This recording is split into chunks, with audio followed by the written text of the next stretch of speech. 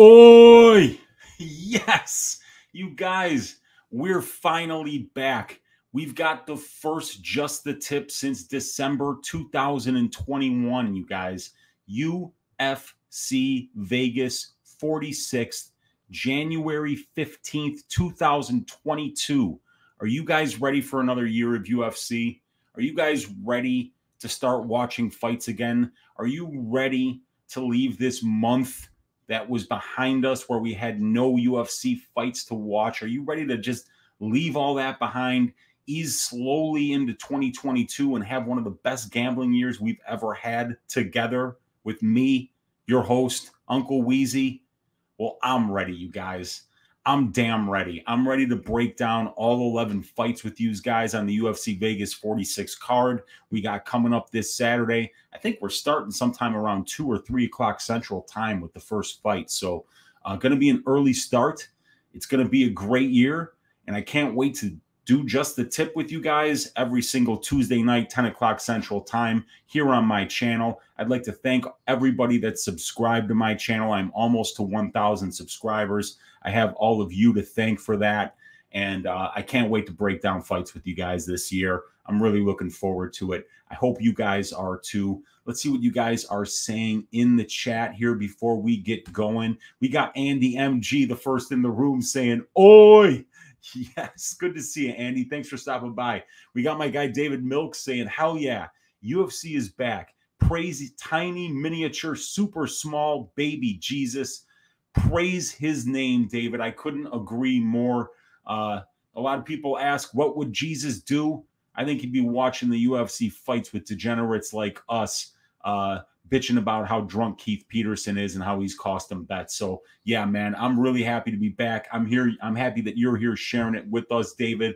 Let's get into 2022. We got Daz Files saying, "Oi, oi, oi. Good health and great bets, everyone. Great health, great bets to you and everybody else out there watching. Thank you for watching. Appreciate each and every one of you." And we got my guy DFS by the numbers saying, "Oi. I'm so excited to see who is going to shave ass because I have no clue." Dude, up until like 2 minutes before I started this show, I had no clue.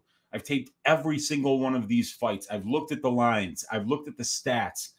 I can't feel confident about anybody this week. It is such an up in the air coin flip fight week that I'm going to be staying pretty small, but we got a lot of stats to go through with you guys, and there are some angles that I am liking, but up to this point in the week, I still actually have no bets, you guys. It's crazy. I can't believe that I'm at 0 bets on a Tuesday night just before going on for Just the Tip, but that's where we are, and I've had time to look at this. So, yeah, we got to see if we can find some things together today, but this is, you know, when Brady and I did Stat Diggers on Sunday night on Pub Sports Radio, we were talking about how it might be really smart this time to just kind of ease into 2022.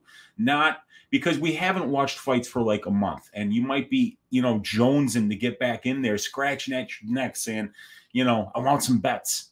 Well, let's wait for the bets that really stick out to us. You know, we don't have to bet every fight. We don't have to go crazy neck deep into the pool on every card. And I think this might be one card that you kind of want to stay light on. At least that's what I am going to do. And we got Jeremiah Nicola saying, "We live." And he's asking how you feel about Alex Oliveira versus Kevin Holland. I love that fight. I love that fight. I love any Kevin Holland fight where I feel like his opponent isn't going to, you know, sell out for takedowns, because you know it's going to be an exciting fight. Kevin Holland is really fun to watch strike, and so is Alex Oliveira. I kind of think that they're very similar fighters. I think Oliveira is a better grappler and more urgent on the ground with getting submissions and getting up when he gets taken down, unlike Holland, but they're both explosive strikers with knockout power. So I think it's going to be a great fight. I think it favors Holland, but I also think it's great matchmaking because they're very exciting fighters to watch. And I think if you match Holland up with the right opponents over and over and over again, you're going to continue to get the kind of performance that you got early in 2000 out of him when he was just kind of going through dudes like a hot knife through butter. But once people started to wrestle him, he became a lot less exciting to watch. I don't think Oliveira is going to do that to him, so I think it's going to be a really exciting fight, man. Thanks for checking in, Jeremiah. And we got Lee Van in the room, my guy from the DFS by the Numbers Discord, saying Chook shaven ass. Well, I don't think she shaved anybody's ass in the UFC. She has won fights, and she does do a great job of point fighting. And I think she's going to win this fight too. Shave ass, you know, like go in there and like deliver an ass shaving. I don't think Chook's going to do that. But I do like her to win this fight. And, you know, she's got some serious advantages in the measurables for this one. So, but thanks for checking in, Lee. It's good to have you in here, brother. We got Borgie 2008 saying, yes, Weezy, hope you're good, pal. I hope you're good, Borgie. Everything's good over here, man. It's fucking freezing in Chicago, unfortunately. I don't like this cold weather. I don't like the snow. I don't like walking my Rottweiler when the sidewalks are completely iced over. It's I even went down like a sack of potatoes the other day, man. Kind of bruised my knee. It's rough out there, but everything else is good. I appreciate you checking in, brother. It's good to have you here. We got M.A. Lirin saying, oi, first time catching this live, but I've been following you for a couple of months, and your work is really next level analysis. Thank you. Man, thank you for checking in, M.A. Lirin. I appreciate that a lot. It's always good to see some new names here in the chat that I haven't seen watch live before. I appreciate everybody that watches the videos, whether you watch live or whether you watch it on a replay. But I try to provide an analysis of all the numbers that can potentially alter the outcome of a fight or could be important in the outcome of a fight. So, you know, we try to pay attention to every aspect of the fight, and then you guys will have the necessary information to help you make the decisions that you want to make when you're gambling with your money. So if I could be a small part of that, I really appreciate it. And I love when you guys watch the videos and find some value in what I'm giving you guys. So I really appreciate that. Thank you for checking in. And Lee saying, terrible week to have 8 free bets on DK. I'll wait till next week. Yeah, just don't let them expire, Lee. But yeah, this is a bad week for that, unless you find some football spots that you like or something like that. But other than that, yeah, it's tough. It's tough finding bets on this card. You can make a case why every single fighter on this card, even the biggest underdog on the card, can win the fight. And the biggest underdog on the card is Calvin Kattar, you guys. And I think he's the second best fighter on this card. So it's crazy. This is a crazy one, man. But we're going to have to get through it here. And we got Jarno Portilla saying, hey, Weezy, what's up, dude? It's good to see you. I think that's my Finnish buddy there. And we got OKK saying, Slav Ramiz, shaving ass. Sorry, Unc. Hey, that's no problem, man. I like Slav, dude. That Russian dance that he does is absolutely spectacular, man. But yeah, those are going to be great fights. And we got JP saying, Weezy the GOAT, JP. I appreciate you, brother. We got my guy Chris Colanzis in the room saying, let's go, Uncle Weezy. Let's go, Chris. Let's go balls deep into all these stats. Well, we'll go just a tip into all these stats tonight. And Scott Brown saying, I'm not against fading Giga. And then, yeah, you know, there's some value in that Kattar line, you guys. Kattar is awfully tough. And Jarno saying, yeah, Finnish buddy indeed. That's what I thought, Jarno. I thought you were the guy from Finland who wakes up extra early to spend your bright and early Finnish morning with your host, Uncle Weezy. I appreciate you checking in, you guys. Let me share my screen with you. I think my guy, Smooth Jimmy Apollo, is out of hair and makeup. His hair and makeup people showed up. Mine did not. So I have to apologize. I had to tie my hair back again. My hair has been not cooperating as much as I would like it to lately. So I am tying it back for you guys so that we can concentrate on the numbers here. We can concentrate on Smooth Jimmy Apollo and see who he likes this week, because as you know, he is right 52% of the time. So you can't beat those kind of numbers. So let's share it with you guys here. It's Kattar versus Chikadze, UFC Vegas 46. Let's go through all 11 fights on this card. And then when we finish, I'll give you guys Uncle Weezy's ass shaving of the week. So let's get the card up here and let's get the stats up here. And we are going to start with the very first fight of 2022 in the UFC, you guys. And it is Silvana Gomez Juarez versus Vanessa Little Monster Demopoulos. We got Demopoulos 4 years younger here. A 33-year-old strawweight is actually kind of old for the strawweight division. But Gomez Juarez, not to be outdone, clocking in at 37 years old. It will be Gomez Juarez with a significant size advantage, being 2 inches taller and having a 6-inch reach advantage. Gomez Juarez training out of Entrim Gym.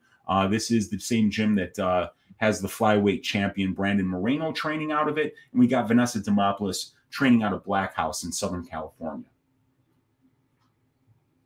And Silvana coming out of Argentina, and Vanessa of Greek descent, but she is from the United States of America. When we look at the pro experience for both of these ladies, we see that Gomez Juarez has 3 more professional fights and about 20 more minutes in the pro cage.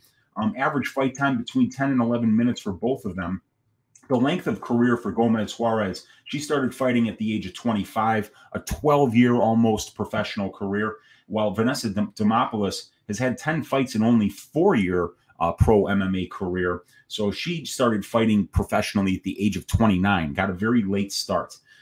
Vanessa has 2 UFC fights, Silvana Gomez 1, and about 25 more minutes in the UFC cage for Vanessa Demopoulos. When we look at the finish numbers, Silvana has finished 8 of her 10 pro wins and has then finished in 2 of her 3 pro losses. So 10 out of her 13 fights have finished inside the distance. For Vanessa Demopoulos, she's finished 4 of her 6 professional wins inside the distance, 3 by submission, 1 by knockout, and she has never been finished in her 4 losses. If you haven't seen Vanessa Demopoulos fight, her toughness is next level, you guys. She's very difficult to knock out. She has a serious chin. She's not a great striker. She's got very short arms, only a 59-inch reach, but she's incredibly tough. There is no quit in this girl, and she can snatch up tricky submissions anywhere from the ground. So she's definitely a Brazilian Jiu-Jitsu specialist. While Silvana Gomez Juarez has a kickboxing background, and there's not much here to look at in the stats, you guys. Both of these ladies have lost their fights. Gomez Juarez 0-1, Demopoulos 0-2. They're both getting hit a lot more than they hit their opponents. Gomez Juarez was just absolutely mutilated by Lupita Godinez in Gomez's UFC debut. It was just a rough outing for her. She is a kickboxer by trade, and Lupita did not give her any room to operate. Chain wrestled her, chain wrestled her, chain wrestled her, and then eventually got it to the ground and got the finish in the first round by submission. And Vanessa does throw with heat. If you go back and you watch the Cynthia Arceo fight, she absolutely destroyed this girl in the first 30 seconds. Now, that was a regional scene fight, but J.J. Aldrich did a good job against her. Lupita Godinez had a great fight against her. Corey McKenna dominated her on the ground. Even Sam Hughes got the best of Demopoulos for 3 straight rounds until she got caught in an inverted triangle choke in the 4th. So it's going to be Gomez Juarez with the significantly better striking. Plus, she has a 6-inch reach advantage, and she's 2 inches taller, and she's just better schooled there.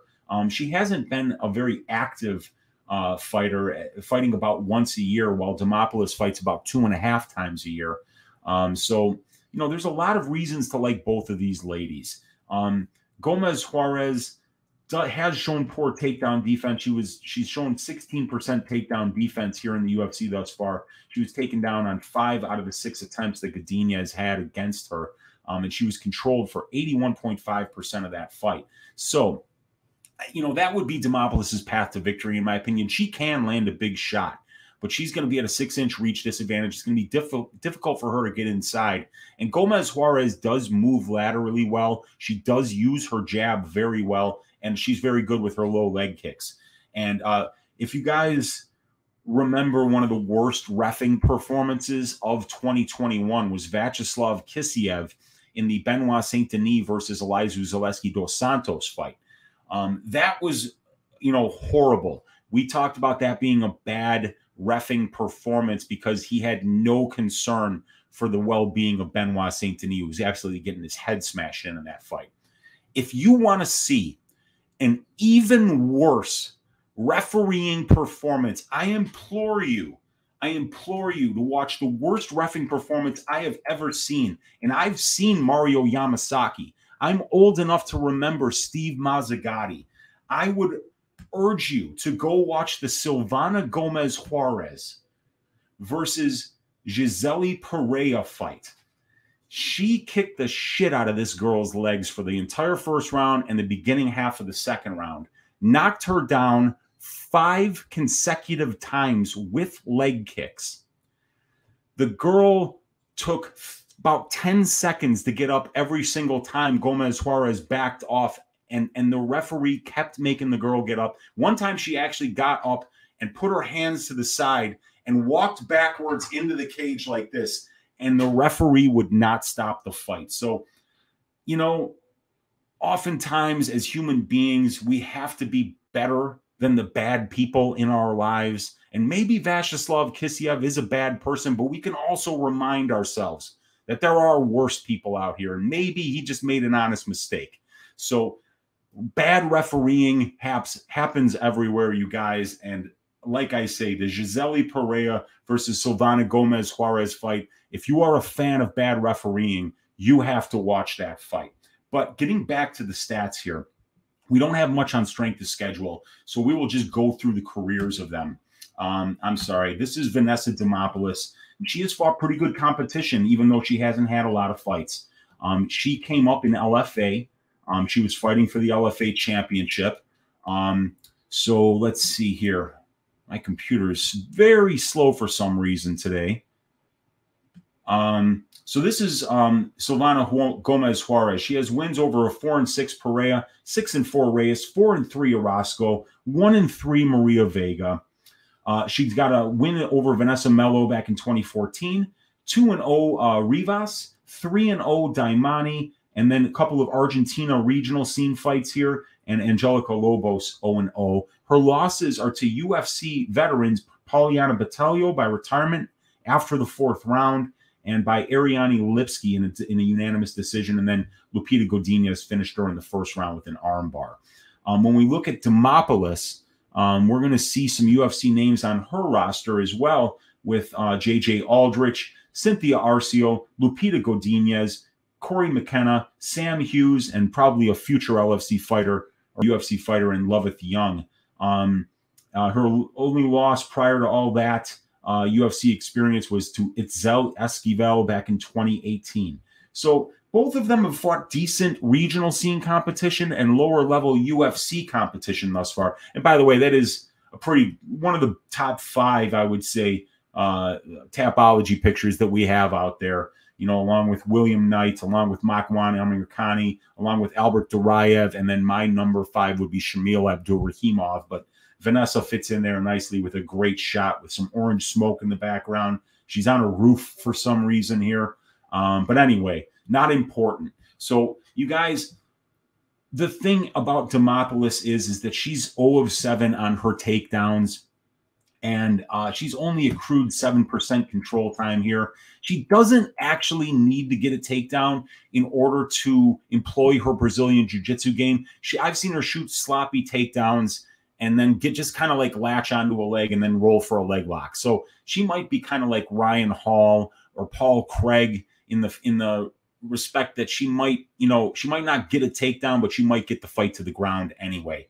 But I have not seen enough out of Demopoulos' wrestling and control game for me to believe that this fight is going to take place enough on the ground for Demopoulos to have enough opportunities for her to submit Gomez Juarez or win enough minutes on the ground to win a decision. Because I think if this fight stays standing, Silvana Gomez Juarez is going to pick her apart with that jab, work that lower calf of Demopoulos, and win a striking-based decision. If you're on the Demopoulos side, I think her best path to victory is getting a submission, and she can absolutely do that.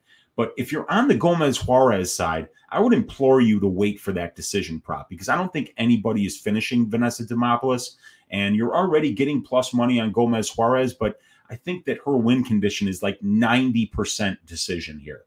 So I think it's a really good place to get some additional equity in that bet. Bet Silvana Gomez Juarez by decision. If you're going to bet her, it breaks my heart to pick against the Greek here in Demopoulos, but I just don't see enough process to her winning minutes on the ground in this fight, with her really not shooting great takedowns and kind of having to rely on, scrambles or some kind of an Imanari role or pulling guard or something like that. It just doesn't make me feel like I can lay -130 on Vanessa Demopoulos. So the pick is going to be Silvana Gomez Juarez by decision for this one, you guys. And like I say, if you're on that Gomez Juarez side and you're feeling like you want to bet her, the bet would be to take her by decision, because I think that's pretty much all of her win equity. You guys, this is a fight that I still don't even know who I'm picking. But it's a great fucking fight, you guys. Saidyokub Kakhramonov is a great prospect, and Brian Kelleher is a well-rounded, well-tested veteran. This is a great bantamweight fight. We see Saidyokub, 26 years old, and Kelleher is 35, so 9 years younger for Kakhramonov. He is also 1 inch taller and has a 3.5-inch reach advantage here. Brian Kelleher fights out of both stances, while Kakhramonov is orthodox. We got Kelleher coming out of Long Island MMA, Saidyokub Kakhramonov training out of Team Oyama, and he is indeed the fighting pride of Uzbekistan. Uzbekistan, stand up. Your boy Saidyokub's coming on Saturday. We've got a big experience gap here. Saidyokub, 26 years old, very young, but obviously Kelleher's a well-tested veteran with 35 fights and about 200 more minutes in the pro cage in comparison to Kakhramonov here. Both of these guys average fight time as a pro between 8 and 9 minutes. And we've got Saidyokub with a 4-year, 8-month career, while for Kelleher, it's twice as long with 10 years, 9 months. And Kelleher has 11 more fights at the UFC level. So even though Kakhramonov has some really nice advantages in the measurables here, it's Kelleher that's the much more experienced mixed martial artist.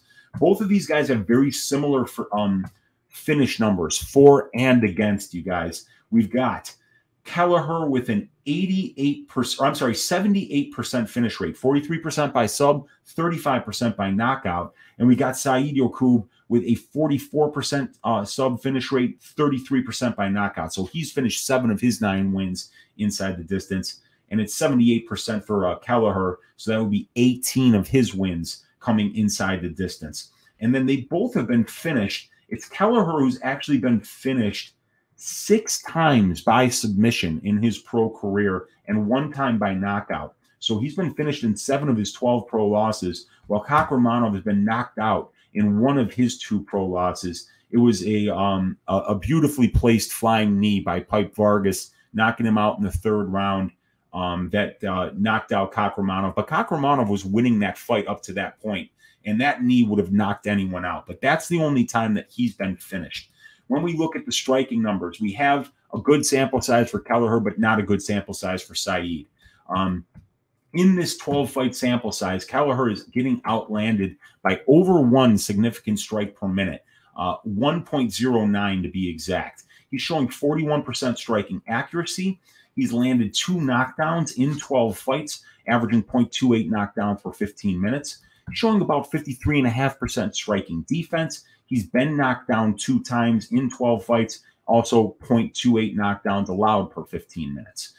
Said landing significantly more significant strikes than he absorbs in the 1 fight that he landed, 2.46 landed, 0.82 absorbed, 55% striking accuracy, 61% striking defense. We see Kelleher has gotten 9 takedowns in 12 fights. He's got 33% takedown percentage and 1.28 takedowns for 15 minutes. But I believe 4 of those takedowns were in the Domingo Pilardi fight. So prior to that, in the 11 fights prior to that, he only had 5 takedowns in 11 fights. But it was interesting to see that new wrinkle in Kelleher's game where he went to his wrestling and piled up a bunch of control time and won a fight that way. We haven't seen that from him yet in the UFC. So even at Kelleher's 35-year-old age, he's still showing a couple new wrinkles to us here. Really nice left hook that knocked out Hunter Azure as well. Kakhramonov was very active in the wrestling, attempting 7 takedowns in just under 3 rounds. He got 2 of them. He was out-controlled, though, 61% to 7% by Trevin Jones. And Trevin Jones only got 1 takedown against him. So Kakhramonov did rest quite a bit up against the fence. I do know that Said was in Uzbekistan when when he got the call for this fight. It was a short notice fight against Trevin Jones. So he might have been a little more tired than normal, but when you watch the regional scene footage on Kakhramonov, his conditioning is not in question. It's very good. As a matter of fact, Saeed is really good everywhere, you guys. His striking, he throws with power, and he looks to be good technically. He has shown that he can wrestle as well for long stretches and use that part of his game in order to win minutes and bank rounds. He's very young. He's very powerful. He's got a judo black belt, so he will be very good in the clinch, being able to get his opponent to the ground. Very good prospect here. And like I say, if we look at Saeed's pre-UFC experience here, you can see guys like Pipe Vargas. Askar was 10-0, undefeated when Saeed knocked him out in the first round. Tyson Lin, big win over Trevin Jones. But he's also got a fight against Umar Nurmagomedov where he went all 3 rounds against Umar, and it was a very close fight. So definitely I would say that this is going to be a very close fight. I don't want to short Kelleher here and say that, you know, I think that he's at a skill disadvantage here because he's very well-rounded. He's very crafty, and he can hurt you in a number of different ways. His boxing is crisp. He does have some power there. He's got a fantastic guillotine. He's a good grappler, and he can stop takedowns because of his guillotine. It's sometimes very difficult for his opponents to take him down. Ricky Simon did, but I don't know if Saeed is going to be wrestling at the level of a Ricky Simon just yet. He might be soon, but he's very good. But Kelleher has seen some fantastic opponents, you guys. He's fought some of the best. And, you know, he's got a win over former champion Henan Barao. You know, fought guys like Stamen, Simon, Pilardi, Azure. You know, he's got 12 UFC fights. So, but the problem is that I think Kakhramonov has been tested enough on the regional scene for me to believe that with the well-rounded skill set that he has, that he belongs here. So the pick is going to be Saeed by decision, you guys. Even though Kelleher has been finished in 7 out of 12 losses, I do think Kakhramonov is not going to be able to finish him. I think this one's going to go to decision. And once again, it broke my heart to pick against the Greek and Demopoulos. It breaks my heart to pick against Boom Kelleher here because he was my ass shaving of the week against Domingo Pilardi, and he went in there and he dominated every single second of that fight. So Kelleher has been good to me in the past. I just think that this kid Kakhramonov is a really good prospect, that he's just getting started, and he's probably going to open some eyes on Saturday. But I think it's going to be a very competitive, very close fight. I do not have a bet on this fight, but the pick is going to be Saeed by decision, you guys. Let's move on to the next one. And we have got Dakota Harry Bush against Viecheslav Slava-Claus Borshchev. So yesterday on my channel, I did a balls deep breakdown on this fight, so I won't go too far into it. But yes, if you want further information and a real deep dive into this fight, you can just check my channel. I recorded a video on this one last night. It is going to be Dakota Bush, who's 3 years younger here than Borshchev. 1 inch taller is Borshchev, and it's going to be 4 inches of reach for Dakota Bush here. Both of these guys are orthodox fighters. Viecheslav training on Team Alpha Male, and Dakota Bush out of the Smith Pit. Dakota Bush, 5 more professional fights as a mixed martial artist, 50 more minutes in the mixed martial arts cage, and about 3 more years as a professional mixed martial artist. And I keep saying that because Borshchev has at least 200 professional kickboxing matches. So while Bush is the more experienced mixed martial artist, I would say that it's probably Borshchev that's more experienced over his lifetime in combat sports. He's a top-level kickboxer, you guys. Very smooth striker.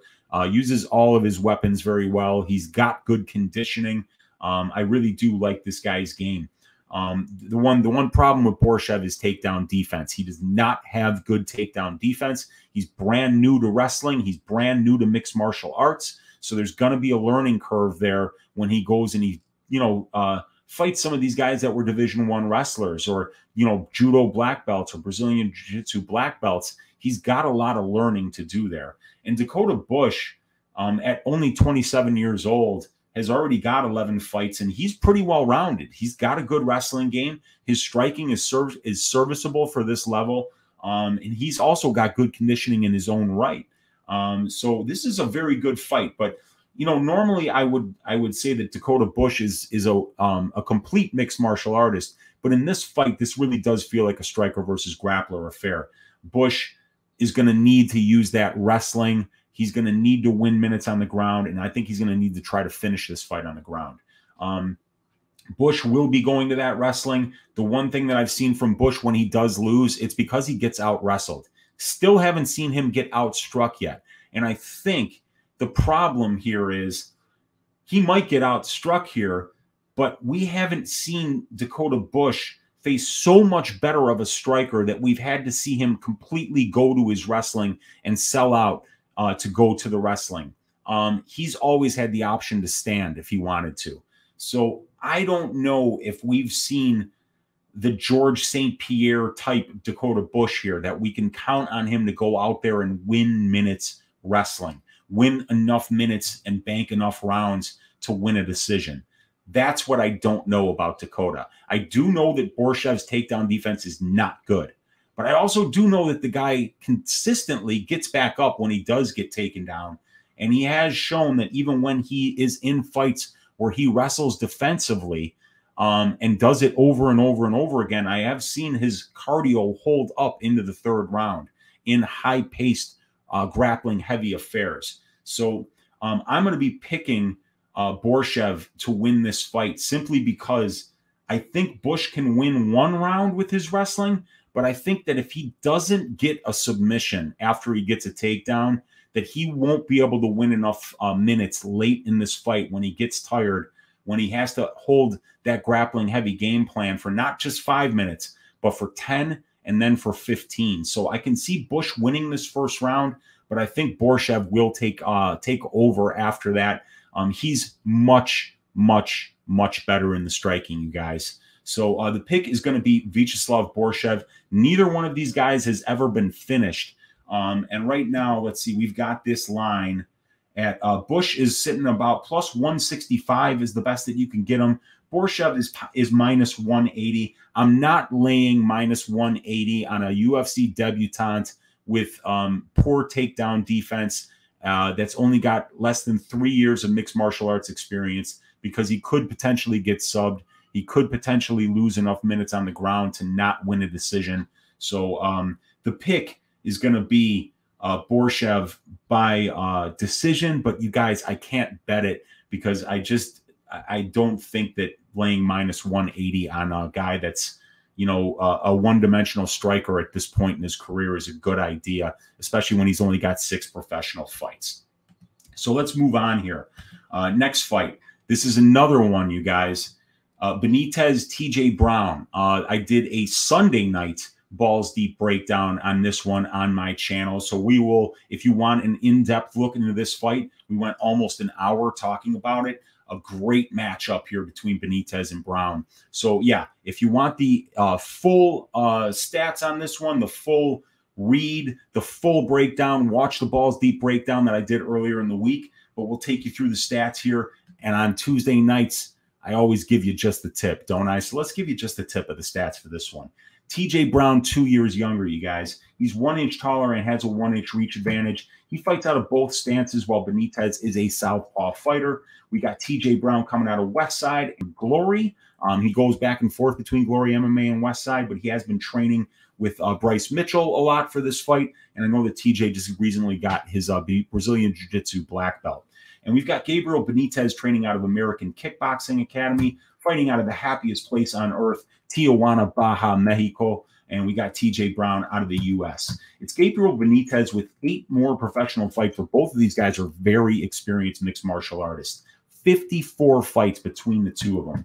We've got 80 more minutes in the pro cage for Gabriel Benitez. Both of these guys' average fight time is between 6 and 8 minutes. And we got Gabriel Benitez, who has been doing this for 6 years longer than TJ Brown. So Benitez with the experience advantage here, TJ Brown with the tail of the tape advantage. It's going to be Benitez, who has 7 more UFC level fights and twice as much time in the UFC cage. The average fight time under 10 minutes for Gabriel Benitez in the UFC, while for TJ Brown, it's been 12.9 minutes. We have got TJ Brown, 60% sub rate, 87% knockout rate. So we've got, that would be 13 of his 15 wins have come inside the distance, you guys. Very, very impressive. That would be, I believe, 9 submissions and 4 knockouts for TJ Brown. So this guy does get it done a lot more by submission than he does by knockout, but he has a couple of nice head kick knockouts on the regional scene. And Gabriel Benitez is somebody that we think of as a pure striker, but he's actually got more submission wins than he does knockout wins. 22 wins for Benitez. He's got a 81% finish rate. So that's 17 of his 22 wins have come inside the distance. And that is 9 by knockout and 8 by, 9 by submission and 8 by knockout, if my math is correct. Very impressive finishers, both of these guys. And we do see that both of these guys get finished in more than half of their losses as well. 55% of Gabriel Benitez's losses have come inside the distance. That's 5 of 9. And for TJ Brown, 6 of 8 losses have come inside the distance, 3 by submission and 3 by knockout. In the UFC, we're going to see both of these guys are landing more significant strikes than they absorb. Gabriel Benitez lands 0.55 more significant strikes than he absorbs, and TJ Brown lands over 1 significant strike more than he absorbs. Both of these guys striking accuracy sitting right around 40%. It's Gabriel Benitez who's showing some power in the UFC, landing 4 knockdowns in 11 fights and averaging 0.58 knockdowns per 15 minutes, while we got TJ Brown, who has never knocked anybody down in 4 UFC fights. And it's going to be TJ Brown with a 51% striking defense. TJ Brown gets hit a lot on the feet, you guys, and that is something that is bothering me because Gabriel Benitez does hit very hard. His body kicks are sick. His leg kicks are sick, and he is very, very confident when he's on the feet. 65.76% striking defense for Benitez is very good. He has been knocked down 3 times in 11 fights, and he's getting knocked down 0.44 times per 15 minutes. But TJ Brown has actually been chinnier, having been knocked down 2 times in only 4 fights. 1.4% of the strikes that are landed against him result in a knockdown for 0.58 knockdowns allowed per 15 minutes. So we got Gabriel Benitez does not wrestle, you guys. Only 2 takedown attempts in 11 fights. TJ Brown does wrestle. 6 takedown attempts per fight in his 4 fights. He's gotten 14 out of 24 for 58.33%. He's averaging 4.07 takedowns for 15 minutes, and he's controlling his opponents just under 18% of his total UFC cage time, which would be about 9 to 10 minutes on 14 takedowns. So 14 takedowns, 9 minutes of control time. We can see that a lot of times when he takes somebody down, they get right back up. And he has been taken down 7 times on only 11 attempts. So both of these guys not showing great takedown defense. Gabriel Benitez is 56%, but TJ Brown only 36%. And then we've got both of these guys being taken down more than twice per 15 minutes. Benitez is being taken down 3 times per 15 minutes. TJ Brown twice. And Gabriel Benitez is getting controlled 26% of his UFC career, while for TJ Brown, it's less than that. It's 15%. But, you know, TJ Brown's fights are taking place at striking range 2/3 of the time. And for Gabriel Benitez, it's about 70% of the time. So I think if those numbers hold and this fight stays standing for 70% of the fight, that this should be Gabriel Benitez's fight.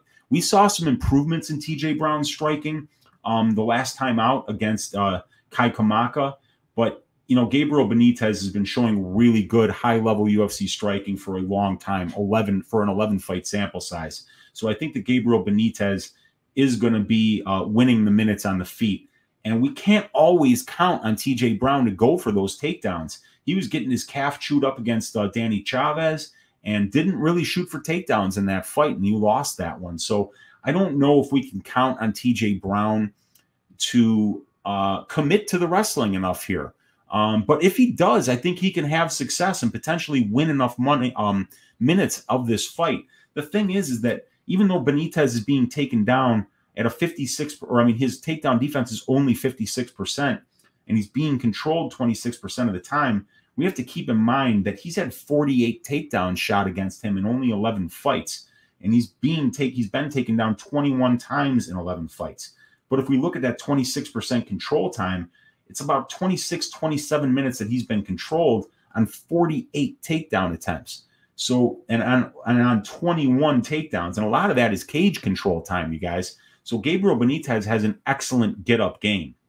So if TJ Brown has to push a pace where he's constantly going for takedowns, he still might not even win enough minutes to get a decision here, because he would need to probably control Benitez like for half the fight or almost half the fight. So yeah, the pick, you guys, it's going to be Gabriel Benitez, and here's why. The biggest thing besides the experience advantage for Benitez and the striking advantage is the strength of schedule advantage. We see a 1.13 ratio for Benitez compared to 0.33 for Brown. The wins are better for Benitez. Even though he's never beaten anybody with a winning record in the UFC, TJ Brown has only beaten Kai Kamaka, who I think is 1-3. So that's not good. And the other win was against somebody that wasn't UFC level either. I think it was a Contender Series win. So Benitez, though, like I say, he's not beating world beaters, but if he were to beat TJ Brown, Brown would be 2-3 in the UFC, and it would fit right in with all the other wins that he has, which is a bunch of guys, like I say, that have more losses in the UFC than they do wins. But Gabriel Benitez has still fought the way more experienced competition. He's got an experience advantage. He's got a striking advantage. And I'd feel a lot better about betting TJ Brown if this control time number here was up around 28 to 35%. But at 17% for a guy who's trying 4 takedowns or 6 takedown attempts per fight, I can't count on him winning enough minutes on the ground. And I can't even count on the fact that Benitez might not reverse him or win minutes on the ground himself, just because he could shoot for a guillotine and make him go to his back. So, yeah, you guys, the pick is going to be Gabriel Benitez, and I think he's going to get it done by second round knockout, you guys. So we've gotten through the first 4 fights of the night here. This is fight number 5, and we have got the veteran Court the Crusher McGee versus Ramiz Brahimaj. Brahimaj 8 years younger than Court McGee. It's going to be Court with a 1-inch height advantage and a 3-inch reach advantage here. Both of these guys are orthodox fighters, and it's going to be Court McGee fighting out of the pit elevated, while Ramiz coming out of Fortis MMA. We've got an 18-fight advantage in the pro experience for Court McGee. He's got 30 fights, and Ramiz has 12. We got about 270 more minutes in the pro cage for Court McGee, about 7 more years as a pro, and 16 more UFC level fights, about 230 more minutes in the UFC cage, and the average fight time for Court McGee sitting almost at 15 minutes at 13.85, while for Brahimaj it's 7.3. If we look at how these guys finish fights, Ramiz Brahimaj has finished 100% of his 9 professional wins by submission, while Court McGee has 5 wins by knockout, 5 wins by submission, and 10 wins by decision as a pro, and he's only been finished in 1 out of 10 losses, while Brahimaj has been knocked out in 1 out of 3 losses. But that really wasn't even a knockout. He just basically had his ear almost removed from his body, and the fight was stopped. But if it weren't for the ear injury, that fight would have went to decision. So these guys are both notoriously difficult to stop. In 13 professional losses combined amongst these guys, only 2 of them have finished inside the distance. And like I say, 1 of them was because of injury. The only time there was a legitimate stoppage was when Court McGee got knocked out by Santiago Ponzinibbio. If we look at the striking stats here, we see that over a 18-fight sample size, Court McGee is landing 1 more significant strike than he absorbs, and he's throwing 3.25 more significant strike attempts than his opponents are. Not great on the striking accuracy at 36.5%. He's not known for his definitely not known for his power, as he's, I believe, only got 2 knockdowns in 1,186 significant strikes landed for 0.12 knockdowns per 15 minutes. And he's showing 61% striking defense. It looks like he's been knocked down 5 times in 943 significant strikes absorbed in 18 fights. He's getting knocked down 0.3 times per 15 minutes. Brahimaj in 2 fights is absorbing 2 more significant strikes than he lands. He's showing the same striking accuracy as Court McGee at 36%, and his striking defense has been at 55%. Both of these guys are good grapplers, but Ramiz Brahimaj is a true submission grappler who finishes fights on the ground. 100% finish rate by submission. When you watch this guy grapple, he's so aggressive and so deadly. He really is high energy, and he goes for it. When he takes you down, he's not trying to win minutes. He's trying to win the fight. He is 2 for 2 on his takedown attempts. He's gotten 16% control time and only been controlled 3% of the time, shown 100% takedown defense. While Court McGee has only shown 23% takedown accuracy here, you guys. He's averaging 1.68 takedowns for 15 minutes, and he's got 21.21% control time for, 5.32% control time against, and 70% takedown defense in his own right.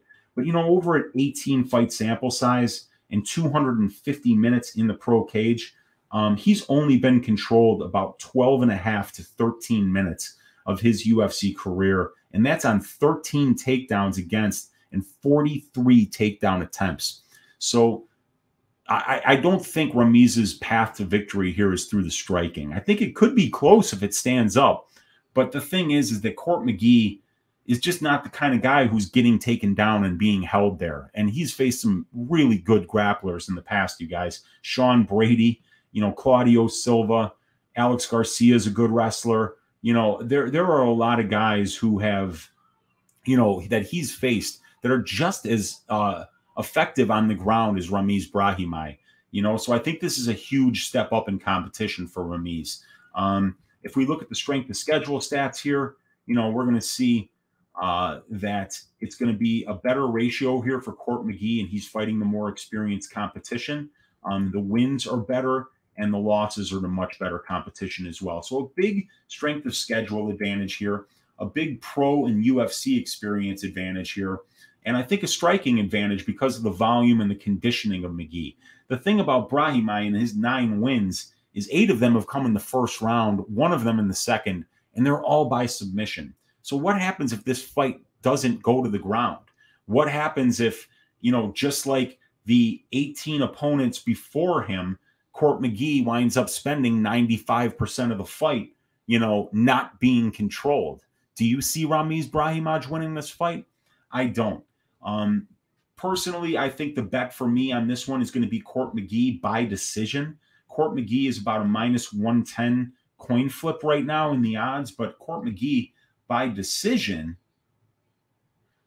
is +190, +155, +165. So, you know, you could get it at +190 if you have 5 dimes. I don't. But yeah, you know, at plus, I think that there's just a lot more value at +155. We got to remember Court McGee has not been a finisher in the UFC, but I do think that he can win the later rounds of this fight because we haven't seen Ramiz Brahimaj win minutes after, you know, the 7-minute mark of any fight ever in his career. So this is going to be a problem for him against Court McGee, somebody that trains at elevation, somebody with as much experience as he has, somebody with good takedown defense, and a brown or a black belt in Brazilian Jiu-Jitsu in his own right. This guy has swum in the deep end with a lot of really good grapplers and come out on the other side doing fine. He's never been submitted in his entire career. So the pick is going to be Court McGee by decision here, you guys. Let's see. We're going to move on to the next one, and that is going to be Jamie the Night Wolf Pickett against Joseph Ugly Man Holmes, you guys. We got Holmes is 7 years younger. He's 26 years old. Pickett is 33. It's Holmes who's 2 inches taller. Both of these guys have an insane 80-inch reach. They're both orthodox fighters, but I've seen Jamie Pickett switch stances a lot.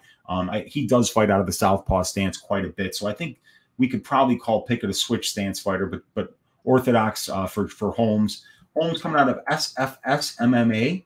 But I think he might have trained at Glory for a while as well. I seem to remember one of his fights, James Krause being in his corner, but I could be mistaken about that. And Pickett coming out of the hit pit. Both of these guys, United States. Give me just a second, you guys. All right. So we got 18 professional fights for Pickett. We got 8 for Holmes. 110 more minutes in the pro cage for Pickett. 8.5-minute average fight time. 5.3 for Holmes. Holmes has definitely been a finisher. And Holmes is new to mixed martial arts. Only 2 years, 9 months as a pro. He's had 8 fights, though, so he's been busy.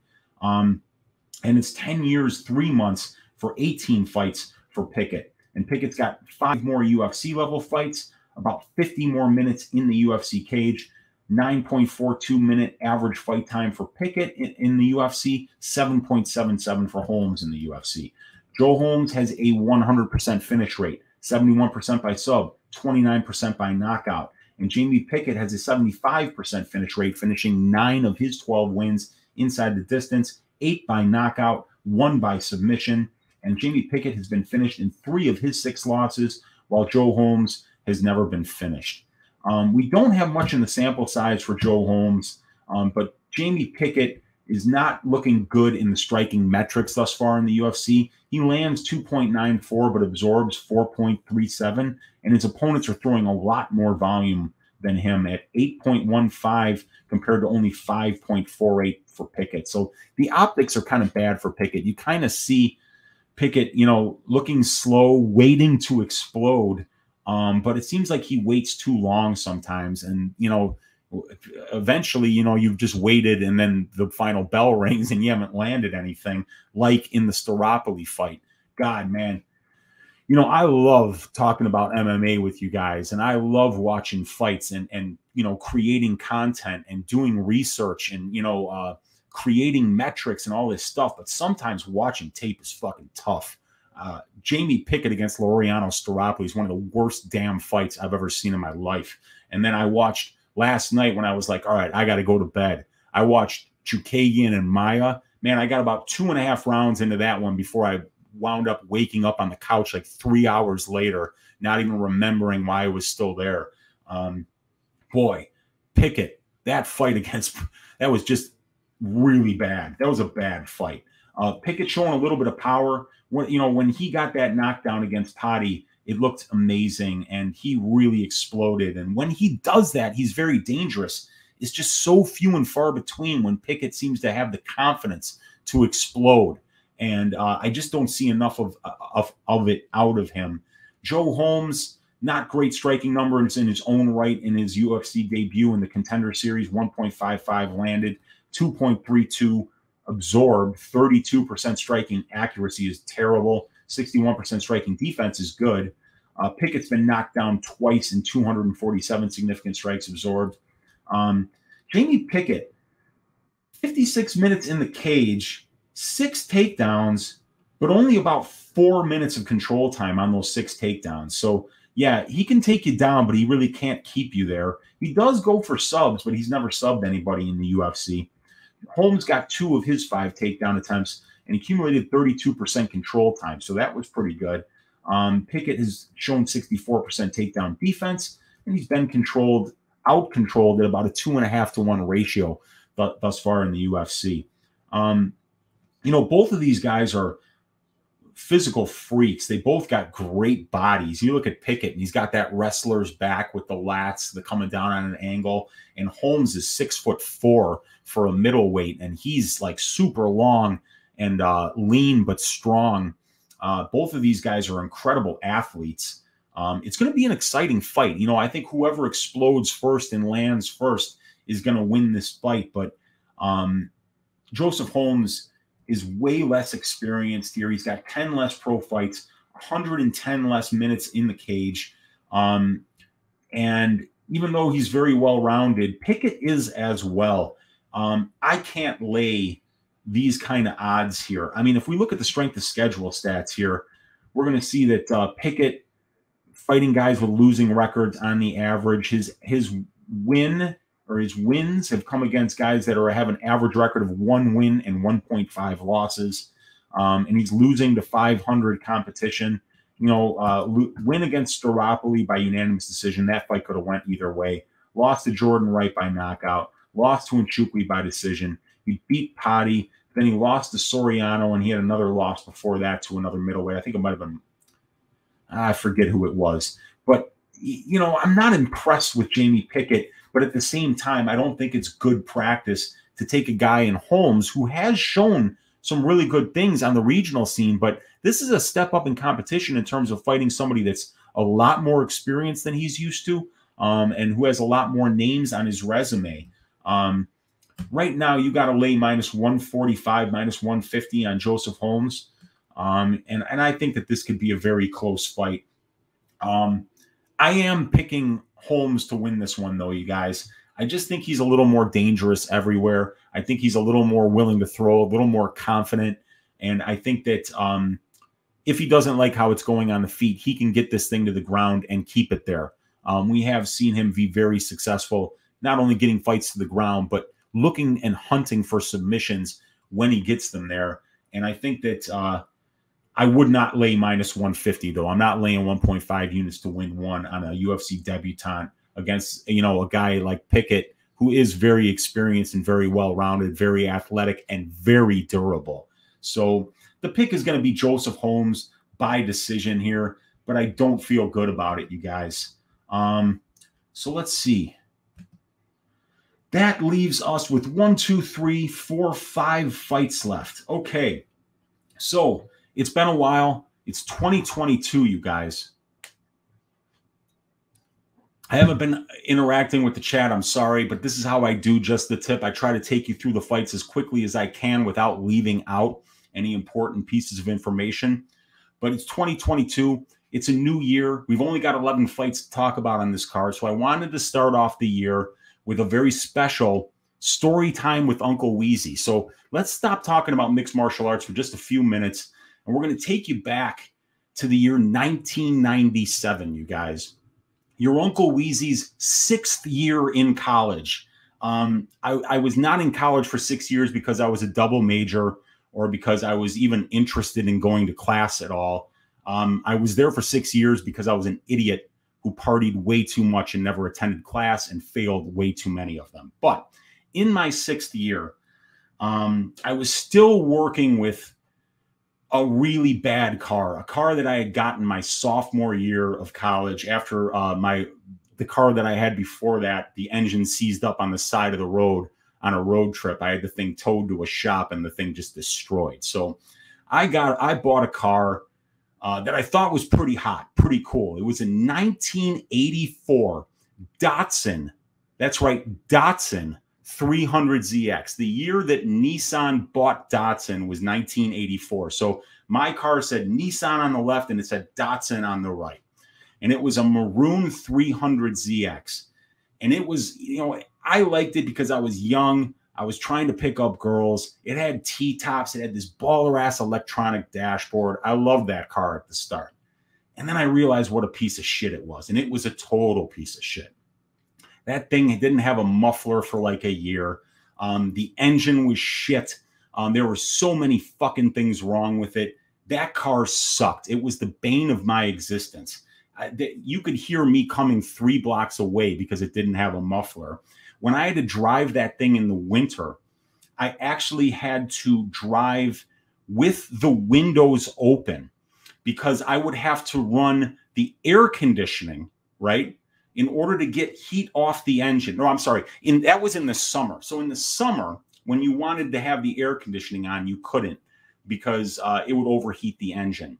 And you actually had to put the heat on in the summer so that the heat would come off the engine into the car so the car wouldn't overheat. And in the winter, you couldn't run the heat because there was some kind of problem with a leakage of carbon monoxide in the engine to where I would actually have to roll the fucking windows down of this car in the dead of winter so that I wouldn't fall asleep behind the wheel. So one year I went to my mom's for Thanksgiving, right? And from DeKalb, where I went to college, to Galena, Illinois, where my mom lived, it was about an hour and a half drive. And when I left, I called my mom and I said, I'm leaving now. I'll be there in an hour and a half. And it started to snow on the way there. So while it was snowing, my car was such a piece of shit. It had no traction. It was front wheel drive. You know, you couldn't get any traction when there was even a little bit of snow. And the ride from DeKalb to Galena is through some mountains. And if you screw up, your car could go off the road. You're dead over there. So I can't get my car above 15 miles an hour without the wheels spinning and without my back starting to fishtail. So instead of taking an hour and a half for me to get to Thanksgiving dinner at my mom's house, it takes me 4 hours. And this was before cell phones. I didn't have a cell phone. So everybody at Thanksgiving dinner actually thought that something had happened to me. And when I showed up, finally, I was white as a sheet.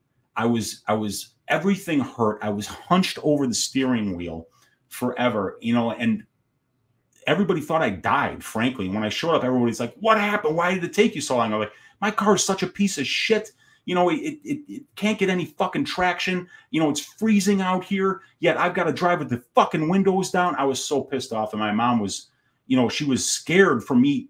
That car was such a piece of shit that she was scared for me to drive it, that a month later for Christmas, she gave me her old car and went and bought a new one. So she had my brother pick me up from school and then drive me to Galena because they knew that they didn't want me to leave the Datsun up there because I couldn't drive 2 cars back to DeKalb. So I finally had a car that worked. And I just parked the Datsun in the back of the apartment complex that I was living in for the last year. So 2 months into the semester, the apartment complex where parking had been free, they decided that they were going to issue parking permits. And they said, if you don't have a parking permit, like a month from now, we're going to tow your car if it's in the back. So I never got one in the Pontiac, and I would just park out front, which was the car that I got. But then the Datsun was parked in back of the place where I lived. And so eventually what happened was they issued the permits. I never bought one because the permit would have been more than what the car was worth at that point. So one day I came home and my roommates were like, sit down, we got some bad news for you. I'm like, what? Like, your car got towed. I'm like, what do you mean my car got towed? She goes, yeah, go look out back. I'm like, oh, the fucking Datsun? I don't care if they towed the Datsun. That thing is worthless. That thing had 2 flat tires, no muffler. You had to run the heat in the summer. I mean, in the summertime, and you had to drive with the windows open in the winter time. I didn't care that it got towed. And so I just let them have it, right? And then all of a sudden, I'm starting to get messages on my answering machine where I lived saying, this is A to Z Towing. We've got your car here. You owe us $200. And if you don't come and pick it up by Friday, it's going to be $250. And then I get another message later on. We got your car. It's $250. If you don't come and pick it up by next week, it's going to be $300. I'm just laughing listening to these things. So one day I get home and my roommate's like, there's a phone call for you. And so I'm like, hello. The guy says, yeah, this is so-and-so from A to Z Towing. You owe us $350. And if you're not down here in 12 hours to pick up this piece of shit Nissan, we're going to charge you $400. And I'm like, that car is not worth 400 pennies. I'm not coming to pick it up. Guess what? Maybe you guys should start looking at cars before you tow them. What in the world made you think that when you towed that Datsun piece of shit from the back of my apartment complex that I was going to even want that thing back? I mean, come on. And so my roommates were laughing their ass off because this is the one time that you get to tell somebody that towed your car, no, fuck you. I don't want the car back. Now that car is yours and you don't have the key to it and you don't have the title to it. And just that thing being on your lot, when people come onto your lot, that's going to drive down all the values of the cars around it because they've been on the same lot with that piece of shit Datsun that nobody would ever want. I go, guess what, you guys? You just got yourself a new car and it's a total piece of shit. So enjoy it. You're not getting the title. You're not getting the fucking key. It's yours. Enjoy. And so and I just waited for the response and there was just silence at the other end. He goes, well, could we get the title to that? And I said, well, sure. What's it worth to you? Oh, man. I got to tell you something, man. I have never laughed so much in my life to see, because, you know, this is the one opportunity you're ever going to get when somebody steals your property and tell you that, oh, hey, you're going to want it back. This is the one time that they actually took something from me that was worth negative money. It was worth absolutely nothing.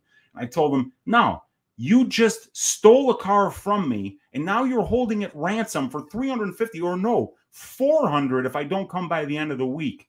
Guess what? It's going to cost you $400 for me even to come down there with the fucking title and the key. So enjoy your 1984 Datsun. And let me tell you guys something.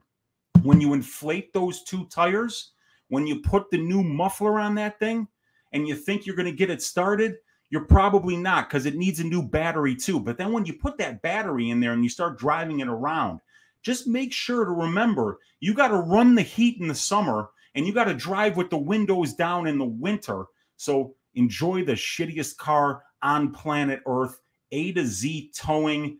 I hope you still have that piece of shit Datsun on your lot, because I never gave you the keys and I never gave you the title, but that car is all yours.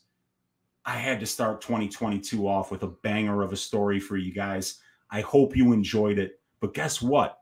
This is a banger of a card, and we got another banger of a fight coming up here. Joanderson Brito versus Bill Algeo. My God, this is going to be a great fight. This is one of my picks for fight of the night. Joanderson Brito, super fun to watch. It says 26 on his birth certificate, but my guess is 46 when you look at his face. And we got Bill Algeo checking in at 32.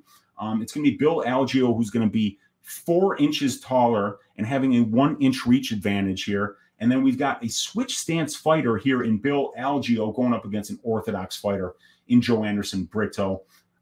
Shoot box Baru for or Bahu, I would say, for Joanderson Brito, where we got Algeo fighting out of Algeo MMA. Bill Algeo, a 5-fight pro experience advantage, almost 170 more minutes in the pro cage, and about a year and a half more as a pro for Algeo. And Algeo has 3 more UFC level fights here and about 50 more minutes in the UFC cage. We've got finish rates for both of these guys are pretty good. 84% for Joanderson Brito and 64% for Bill Algeo. And when these guys get finished, Joanderson Brito has been finished in both of his professional losses, while Bill Algeo has only been finished in 2 of his 6 professional losses, both of them by submission. We don't have much of a sample size for Joanderson Brito, only the one Contender Series fight, and that fight took place almost exclusively on the ground, as Brito got 76% control time. So these striking numbers don't mean a lot. 4.31 landed, 1.96 absorbed, 60% accuracy, 50% defense. Brito, controlled the majority of that fight on the ground. And Bill Algeo has 1.5 more significant strikes landed than he absorbed, which is kind of crazy because he's 1-3 in the UFC. So even though he's lost 3 fights and won 1, he's got a fantastic significant strike differential, and he throws a ton of volume here at 11.82 significant strikes thrown per minute. His opponents are only throwing 8.13. Bill's never knocked anyone down, and he's never been knocked down. Big red flag here, though, for Algeo, showing 40% striking defense over a 4-fight sample size and 488 significant strike attempts. So Bill Algeo is very hittable, and that could potentially be a problem against somebody like Joanderson Brito, who explodes into everything that he does, whether it's takedown attempts, whether it's clinch striking, whether it's just standing striking or kicks. This guy is 100% explosion all the time. He doesn't have a good handle on how to make that gas tank last for 15 minutes. And I mean, I think that would be with anybody that's as explosive as Brito. You really have to be economical with how you use those explosions, because the human body can only explode like that so much over a 15-minute period, no matter how good a condition you're in. Bill Algeo, on the other hand, is a nightmare opponent for a guy like Brito because he's very, very durable. He's never been knocked out. And the volume and pace that he puts on his opponents is very difficult to deal with. You don't want to get tired against Bill Algeo because he really does throw from a lot of different angles. He throws a ton of volume. He can manage distance pretty well. And he's not going to get tired. So if you gas out against this guy, he can absolutely break you in the third round. Joanderson showed some really good grappling in the UFC debut against Diego Lopez, 3 out of 4 on his takedown attempts. He's averaging 4.41 per 15 minutes and gotten 76% control time for, 0% control time against. Algeo is being out-controlled by his opponents 23% to 10%. But what's interesting about this is Algeo, in only 4 fights, has given up 20 takedowns. 20. But he's still only being controlled for 15 minutes. So on 45 takedown attempts against Bill Algeo, he is giving up, I would say, 20 seconds of control time per takedown attempt. Less than 20 seconds of control time, probably less than 10 seconds of control time per takedown against. So this guy does have an excellent, excellent get-up game. So Joanderson Brito might be able to take him down, but if he can't hold him down and Algeo keeps getting up over and over and over again, that's going to explode the gas tank of Joanderson Brito even faster. I think this is a very interesting stylistic matchup, you guys, because if Brito can't get Algeo out of there early, and I think if he's going to push the kind of pace that I think he's going to, which is going to be grappling heavy here, we could see him gas out and we could see Algeo get a late finish. Algeo fighting good UFC competition thus far with winning records, 6.75 total fights and a 1.45 ratio. He's beating worse competition than what the guys are beating him. His average opponent of the guy that he beats is a 1-1 record, while the guys that are beating Algeo have 5 wins, 3.33 losses. You know, the 3 opponents for Algeo have been Ramos, Carlisle, and Lamas, and they're all really good. And then Lawfane in the contender series. While Brito, we don't have a lot of noticeable names. A big win over El Chepe, Jose Mariscal, got a quick knockout over this guy who is a very good prospect. But it is Algeo over his career that has fought the better brand of competition. Algeo is going to have the better gas tank. Algeo is going to throw a lot more volume. He's the bigger guy, and he's the more experienced guy. I think Brito is very explosive. He's very fun to watch here, but I think he's at a lot of deficits in terms of a lot of the intangibles that can make a difference, especially when you're making your UFC debut, when you might be prone to an adrenaline dump or, you know, some kind of pressure or jitters. I do feel like this is going to be Algeo's fight. Yeah, I'm picking Bill Algeo to win this one by decision, you guys. Let's move on. Oh, God, no, let's not move on. Collier, Sherman. Oh, do you guys want to talk for Brito, Algeo a little bit more? No, we got to do it. We got to do it. All right, you guys. Jake Collier against Chase Sherman. It's a good thing I made late night coffee tonight, you guys. You know, the content creator's schedule can be a little bit hectic at times, and I am never a coffee drinker at night, but I just felt like I needed that extra bit of fire. This is the first, just the tip of 2022. I had a story for you guys, 11 fights to break down, but even when we break down a fight this bad, I think I need just a little more coffee, so just stay with me here. All right, let's go. Chase Sherman against Jake Collier. They're a year apart. Sherman an inch taller. They got the same reach, same stance. Jackson Wink supposedly for Sherman. I don't know where he's training now. That was a while ago. If anybody knows where Chase Sherman's training, holler at me in the chat. Pit MMA for Jake Collier. 5 more professional fights for Sherman. Same amount of cage time. It's Sherman who's been a pro for 4 years less than Jake Collier, but he's been much more active. About 3 fights a year for Chase Sherman. So this guy is used to being in there, used to getting lathered up. while for Jake Collier, it's less than a fight and a half per year. And then we've got Sherman and Collier with the same amount of UFC experience almost, about 20 more minutes in the cage for Sherman here. When we look at finishing stats, you guys, Collier not much of a finisher. He's only finished 1 of his 4 UFC wins, and he has finished 67%, so 8 of his 12 pro wins. But Chase Sherman has finished 14 of his 15 wins. Oh, shit. DFS by the number said Sanford? It's Sanford now, huh? Chase Sherman. Interesting. Thank you, DFS by the numbers. I haven't been looking at the chat too much, but I appreciate that. Yeah, Chase Sherman, 93% knockout rate, 14 of 15 wins inside the distance. He's been knocked out in 4 of his 8 losses, and Jake Collier has been finished in 4 of his 6 losses, 3 by knockout, 1 by submission. I think if this fight ends, it's probably going to be by knockout. When we look at the striking stats for these guys, pretty impressive, actually. You know, Collier is landing more than 1 significant strike more per minute than he absorbs. He's throwing 13.05 while his opponents throw 9.45. So throwing a lot of volume, showing a little bit of power here, decent accuracy, not great striking defense, but he's only been knocked down once in 9 UFC fights.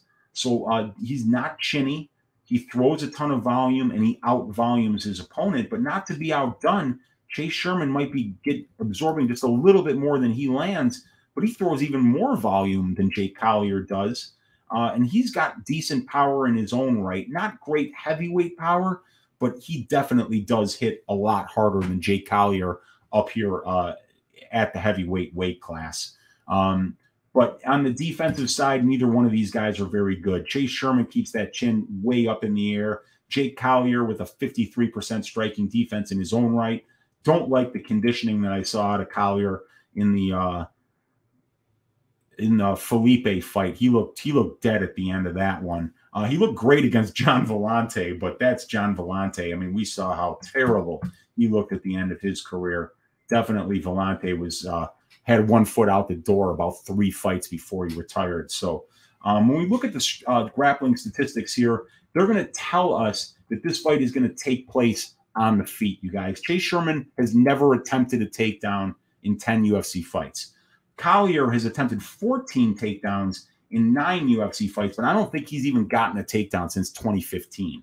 21% takedown accuracy, less than 12% control time for. So neither one of these guys is offensively grappling a whole lot.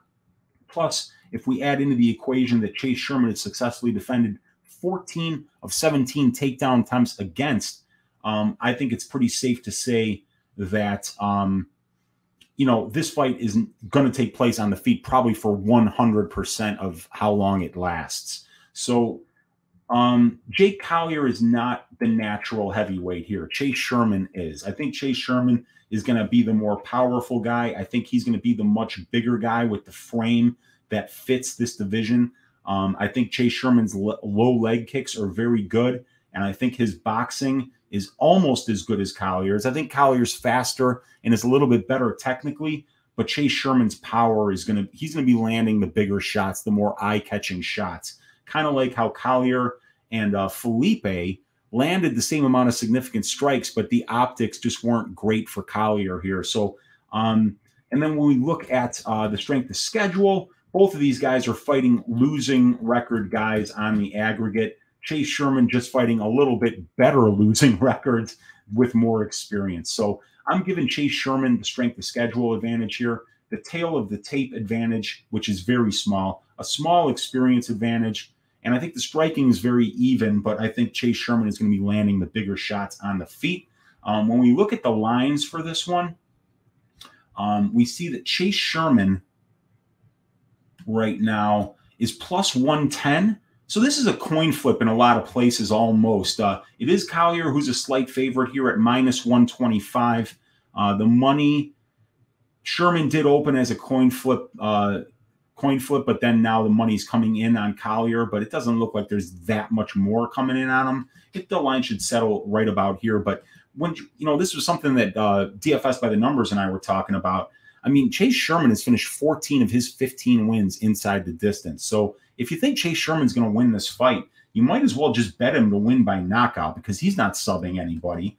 And Sherman by knockout is plus 300, but Sherman money line is plus 110.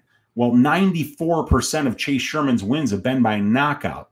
So to be getting, let's see, that this would be like almost 23% of an edge on implied probability over the money line, and 94% of the outcomes when Sherman wins are inside the distance knockout wins. And Collier has been knocked out in 3 of his 6 losses, finished in 4 of 6.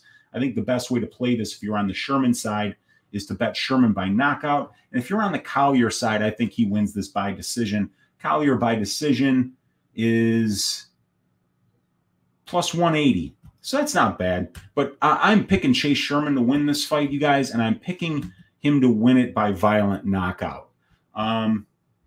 Let's see here. Royval versus Bontorin. I believe that this will be tomorrow night's Balls Deep breakdown because I promised you 4 straight nights of Uncle Weezy. We did Sunday night on my channel. We did Monday night. We're doing Tuesday night right now. And then tomorrow night will be the Balls Deep breakdown between Brandon Royval and Rogerio Bontorin. But we are going to do that Balls Deep, but that doesn't mean we can't go just the tip tonight. So let's do that. Both of these guys, 29 years old. We've got Royval is going to be 4 inches taller, have a 1-inch reach advantage, and fight out of the southpaw stance while Bontorin is an orthodox fighter. Royval coming out of Factory X in Colorado. Rogerio Bontorin, Gile Ribeiro team. 3 fight advantage for Bontorin and about 15 more minutes in the pro cage. Both of these guys, pro careers sit between like 8.5 and 9.5 years long. It's Bontorin with 2 more UFC level fights and about 40 more minutes in the UFC cage. Both of these guys for flyweights are really good finishers, you guys. We got Royval finishing at a 92% clip. We've got Bontorin finishing at an 83% clip. And these guys are getting finished in their losses as well, as 2 out of 3 of Bontorin's losses have come inside the distance, and 2 out of 6 of Royval's have come inside the distance. So these guys are getting finished inside the distance when they lose 44% of the time. When we look at the striking stats in the UFC here, we see Royval is landing more than he absorbs, 3.44 to 2.98. And Bontorin is getting outlanded by about 0.6 significant strikes a minute. Definitely a red flag. And, a red flag in the 43% striking defense as well. Both of these guys are getting knocked down. And Royval has shown great power. In 4 fights, he's already got 2 knockdowns. So definitely great power there from Royval on the feet. And we know that his submission game is fantastic. So 1.16 knockdowns per 15 minutes for Royval. So I do like Royval on the feet here. He's going to have that 1-inch reach advantage. He's 4 inches taller. He fights with a crazy pace. And that pace is just as much of a weapon as some of the power that he brings behind that pace. He really brings a chaotic style to the cage with him. But Bontorin really does the same thing too. He will try to control his opponents with the grappling. He's tried 16 takedown attempts in 6 fights and had 29 attempted against him, Bontorin. So definitely there are some guys that are wanting to wrestle Bontorin instead of stand with him. But I think, when we look at Royval here and we notice how good Royval's grappling has been, we can't talk about Royval's striking and how good it is until we look at Royval, the guy that we think of as a great grappler, right, has only attempted 2 takedowns in 4 fights, but Royval's opponents have attempted 19. 19. He's getting out takedown attempted by his opponents at almost a 10-to-1 ratio. That's how anxious Royval's opponents are to get it to the ground. And then once you get it to the ground, Royval's constantly hunting for submissions and making plays down there and really threatening it or getting back to his feet. So this is going to be a chaotic, high-paced flyweight matchup with a lot of action. I think it's a great front runner for fight of the night as well, right up there with Algeo and Brito, right up there with the main event. Kakhramonov, Kelleher is going to be a banger. There's a lot of good fights on this card, you guys. But it looks like both of these guys are not stopping takedowns. But Bontorin has been a lot more willing to go to the grappling in terms of offensive takedown attempts than Royval has. I just don't know if he'll be better once it gets to the ground as aggressive as Royval is down there.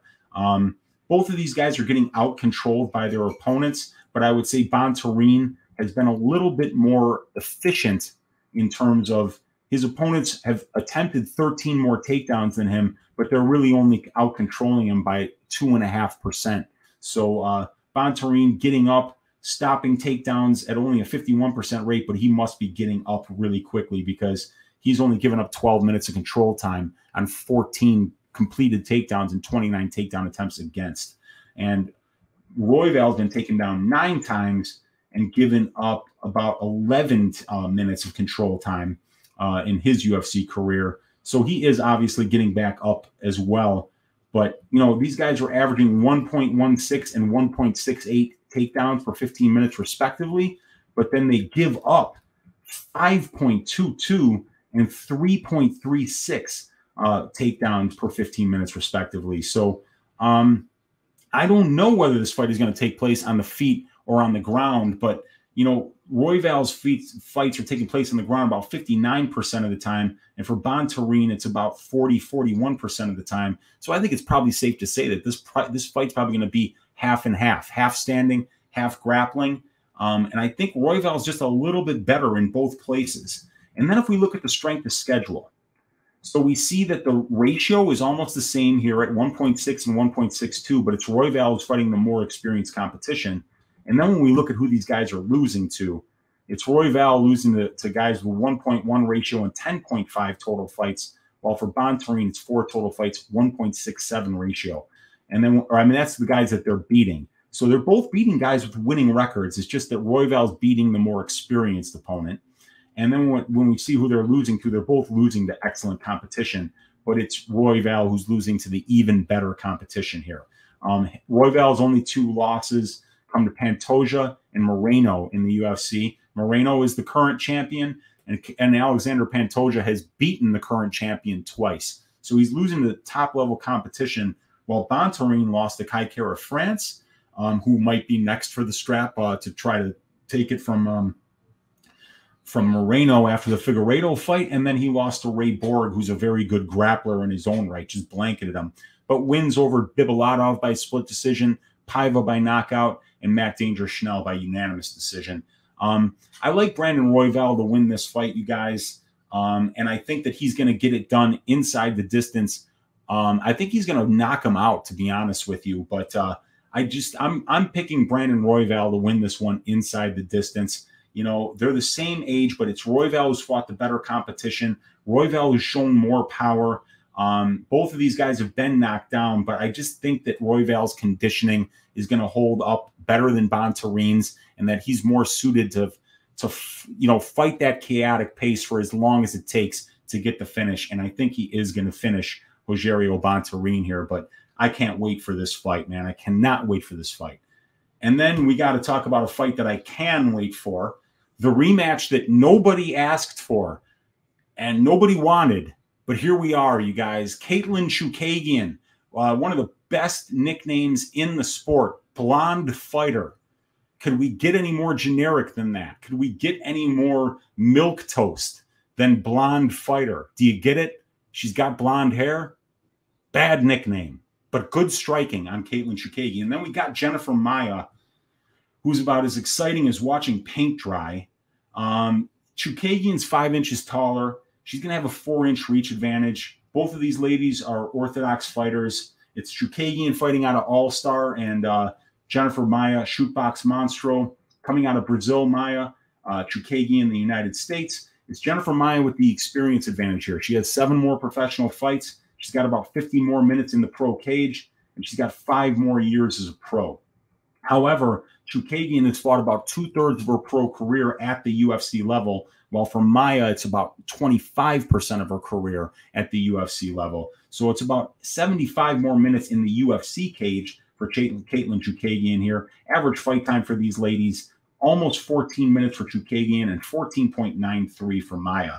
Chookagian couldn't finish a glass of water. We got a 19% finish rate in 16 wins. Maia has a 47% finish rate, finishing 9 of her 19 wins inside the distance, 5 by submission, 4 by knockout. And when we look at how these ladies lose fights, Chookagian has been knocked out twice in her UFC career and in her pro career. And Jennifer Maia has been submitted once and been knocked out once in 7 professional losses. So when we add up the 11 losses of these ladies, we've only got 4 of them that have come inside the distance. When we look at the striking numbers here, I think this is where Katlyn Chookagian really shines, because she is very tall and very long for the division. And she uses her movement very well. She's cutting angles constantly, moving laterally. And because she's so long, you want to see somebody with that length using their jab and their kicks to control range. And Chookagian does an excellent job of that. And we saw it in the first fight between these two. Maia had a very difficult time closing the distance. And when she did, Chookagian was looking to counter. So, and then Katlyn was kind of picking her apart from the outside. In my opinion, it was a close fight, but I scored it for Katlyn. I think that this is going to be very much the same. I think that Jennifer Maia could have success here, you guys, if she goes to the grappling early and often. But when we look at the grappling stats, we see that Jennifer Maia has 7 UFC fights, and she's only attempted 4 takedowns. So if you're counting on her to win minutes on the ground, we haven't seen her do that. She didn't even get a takedown against Chookagian until the end of the 3rd round. And once she did, she controlled the last minute and a half of the round, but she didn't do much with the takedown. But I think it was enough to win that 3rd round. So I think if Jennifer Maia, is trying to win a decision here, she's going to have to wrestle just a little bit more, because Katlyn Chookagian has shown 52.63% takedown defense in her UFC career, which is a little bit worse than the 53.85% Jennifer Maia won. But, I think that Chookagian, who has tried 20 takedowns, and Maia, who has only tried 4, it might be Katlyn who actually goes to the wrestling here to win minutes. I think whichever one of these ladies goes to the wrestling to win a couple minutes here and there, that would be the smartest game plan to try to win this fight, because this fight's going to decision. I don't think either one of these ladies is going to finish each other. And so if you're gonna win a decision, you got to win minutes. You got to bank rounds. And Chookagian's going to do that with her striking. She's going to use her lateral movement. She's going to manage that distance, jab her up, kick her up from the outside, do what she's always done when she's won fights in the UFC. And she's very, very good at it, you guys. She's really only losing to the top-notch competition. But Maia is going to we're going to have to see something out of Maia that we haven't seen enough of in order for her to win this fight. And that's a commitment to the grappling, because she just didn't have an easy time closing distance. And I don't think anything's going to change. Katlyn hasn't changed her style. She's still going to dance. She's still going to move. She's still going to control distance well. And Jennifer Maia is still going to be at a 4-inch reach disadvantage and a 5-inch height disadvantage here. So while I think it's lazy when we break down rematches to kind of think that it's going to go the same way that it did the first time, when we look at the stats on these ladies, they don't show a lot of diversity in their attack. Katlyn Chookagian has only completed 3 takedowns in 13 fights. So can we count on her to win minutes on the ground? No, probably not. And Jennifer Maia has only completed 2 takedowns in 7 fights. So can we count on her to win minutes on the ground? I don't think we can count on her to do that. So if this fight's going to take place standing for the majority of the fight, I'm going with the one who has won 9 decisions. I'm going with the one who outstrikes her opponents, outlands her opponents, and who has the better striking defense and who has shown a little more power and a lot more volume. I just think Katlyn Chookagian's process leads her to win this fight by decision. If you're on the Chookagian side, better to win by decision. If you're on the Maia side, even better to win by decision, because I think you're getting better than plus 200 on that. But this fight should go to decision probably 8.5, 9 out of 10 times. So Chookagian by decision is going to be the pick, you guys. And that leaves us with one more fight to discuss. We're an hour and 34 minutes in. I'm going to get you guys out of here in under 2 hours today. Give me just a second to hack up a lung here.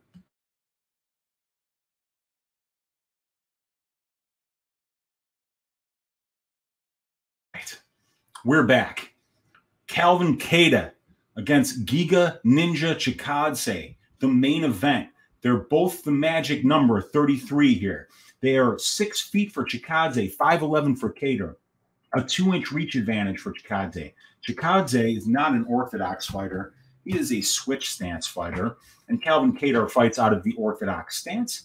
King's MMA for Giga. New England Cartel training with Rob Font and Kyle Bochniak for Calvin Kattar. Both of these guys are fantastic strikers. It's Calvin Kattar out of the United States. Giga Chikadze out of the country of Georgia.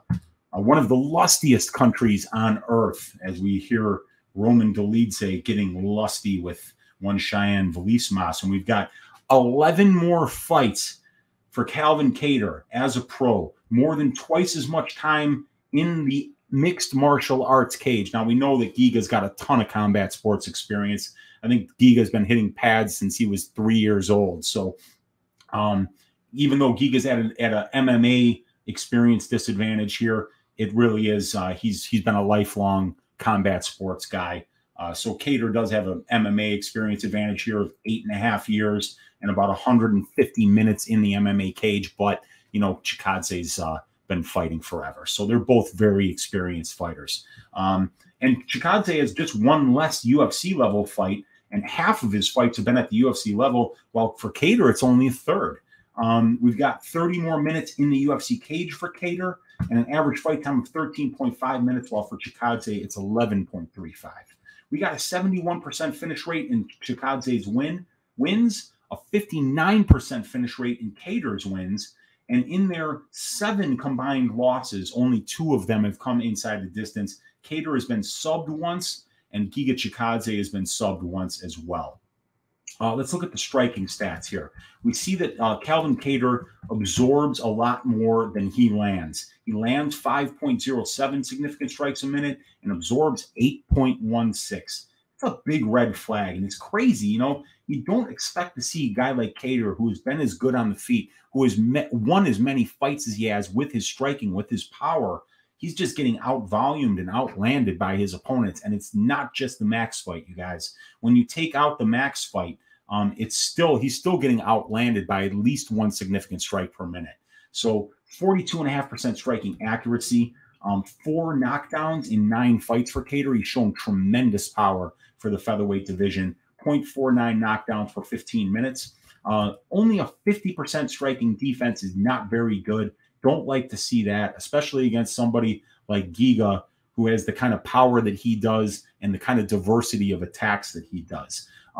Giga is landing about 1 more significant strike per minute than he absorbs, 45.5% striking accuracy, a 1.76% knockdowns for total significant strikes landed, and we got a 61% striking defense for Giga here, and he's never been knocked down in 8 UFC fights, and Calvin Kattar has never been knocked down in 9 UFC fights. And Calvin Kattar has fought some of the hardest hitters in the featherweight division.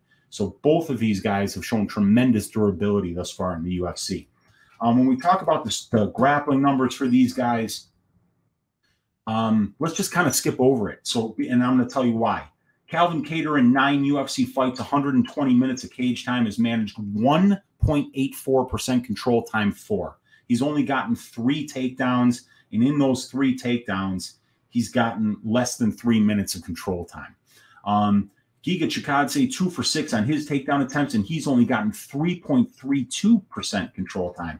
So 16 takedown attempts in 17 fights for these guys, and only 5 takedowns completed in 17 combined fights for these guys. So it's pretty safe to say that, you know, this fight's going to take place on the feet. Maybe Kattar will surprise us and go to the wrestling here and try to win minutes that way. But even if he does, I really don't think that he's going to be successful with it, because that's not his game. And then we see, you know, Calvin Kattar has shown 90% takedown defense thus far in the UFC. So this is the mark of a striker that prefers to stand. You know, he'll guard those takedowns with his life. He doesn't shoot takedowns in his own respect, and he wants to stand at boxing range, piece you up with his hands. Now, Giga wants to stand at kickboxing range and piece you up with his legs. And I think that's going to be the big difference here, you guys. You know, I don't think this takes place at grappling range barely at all. And Giga is just so good on the feet. I mean, we've seen Kattar be very good with the boxing, but he's very hittable. And Giga is a special problem because he's constantly switching stances. Whenever he goes southpaw, you have to worry about that liver kick. And then he's very long and straight with his jabs, but it's the kicks. It's the kicks that he uses to constantly maintain distance. And it's going to be very difficult for Calvin Kattar. I don't like this matchup for him because boxers are very heavy on their lead leg, and Giga is very good at working low leg kicks. In particular, the Morales fight, he destroyed Morales's low legs in that fight. And you know, this was a bad situation. When Morales was trying to kick Giga low, Giga was checking him. So the low leg kick game of Giga is fantastic. That liver kick obviously can end fights. And not only that, you know, even if he's not landing the liver kick, those body kicks that he lands, you know, over a 5-round fight are really going to have a lot of effect in terms of draining the gas tank of Calvin Kattar. It's going to be difficult for Kattar to get into boxing range here. Chikadze moves so well laterally. And, you know, the range management and the lateral movement and the footwork of Giga Chikadze is about as good as I've ever seen in this division. And I think that Calvin's going to have a whole lot of problems with it. And when we go back and we look at the Moicano fight for Kattar, he got his legs chewed up. And I think that's the same thing that Giga is going to do to him here. Kattar had success against Zabit because Zabit didn't kick his legs. Jeremy Stevens landed several leg kicks on Kattar, and he was in trouble in that fight. Landed a big shot, though. So here's the thing, though. When Calvin Kattar lands that big right hand, he hits hard, and when he sees that you are in trouble, he swarms. Calvin Kattar is somebody, when he smells blood, he absolutely swarms, and he always finishes. I think Calvin Kattar can be the first guy to finish Giga Chikadze. If these guys go in and they trade combinations, and Calvin lands that straight right hand on Giga and drops him, he's going to swarm him, and the referee's going to pick him up off of him. And if you think that that's not a possibility in any Calvin Kattar fight, you're kidding yourself. This guy is very, very powerful, and when he smells blood, he finishes fights. And if he hits your chin with that right hand of his, you're going down. Will he hit, though? You know, he's got 4 knockdowns in 9 fights. He's landed some big shots against guys like Max Holloway, who has, you know, ridiculous longevity, ridiculous toughness. I mean, if he lands a couple of those shots against Giga, I don't know if Giga is going to stay standing. So this is a very interesting fight. Calvin Kattar has never been finished. Giga Chikadze has never been knocked out. Or, I mean, Calvin Kattar has never been knocked out, and Giga's never been knocked out. But both of these guys have crazy power. Neither one of these guys is going to grapple. So I think it's one of the most interesting things, because I would never bet that this fight was going to finish inside the distance, because I just don't do that when guys don't get finished, especially when they're not getting finished over a large sample size, or if they're only getting finished by submission and it's going to take a knockout to finish them. So I'm not touching the time props on this one, because I think that Kattar can finish Giga, and I think that Giga might actually finish Kattar, because the way you finish a guy like Kattar, who's as durable as he is with leg kicks and body kicks, because he's never going to quit if you hit him in the head. It's you have to make the body quit, or you have to make it so he can't stand anymore. And that is certainly a possible outcome, but I'm really worried that Kattar's going to land one big shot. And if he does and Giga goes down, watch Kattar swarm. And, you know, you have to look at the KO wins. Jeremy Stevens for Calvin Kattar. The Ricardo Lamas fight, and then before the Lamas fight, I think he knocked out, was it Burgos? I think it was Burgos that he knocked out. And every one of those finishes, if you go and you watch them, from the moment he lands the big shot to the point the fight is stopped, it's usually less than 5 seconds. He lands the big shot, and then he just goes ballistic. It looks like he took a line of crystal meth this long, and then his face goes red, he's breathing smoke, and he'll throw 20 significant strike attempts in 3 seconds and finish. So that's what worries me. That's why I can't lay minus 250 on Giga. I think Giga's going to win all the minutes. I really do. But I kind of feel like it's like Volkanovski against Ortega. You know, you remember when Ortega locked up those 2 submission attempts and you're like, shit, man, he's been losing every second of this fight. And if he taps Volkanovski here, this will be the only part of the fight that he won. But Kattar can be like that too, because he has that kind of power. He touches your chin, you're going down, and he will finish you. So this is a very interesting fight. I think Giga is much better on the feet. I'll always take the kickboxer over the boxer. They have more weapons. They manage range better, and low leg kicks become such a big part of the fight because boxers are so heavy on their lead leg that I really do see this as being a stylistic nightmare for Calvin Kattar, but I believe that Calvin Kattar has the puncher's chance here. And we have to remind ourselves that when we look at the strength of schedule stats, you guys, it's Calvin Kattar all day.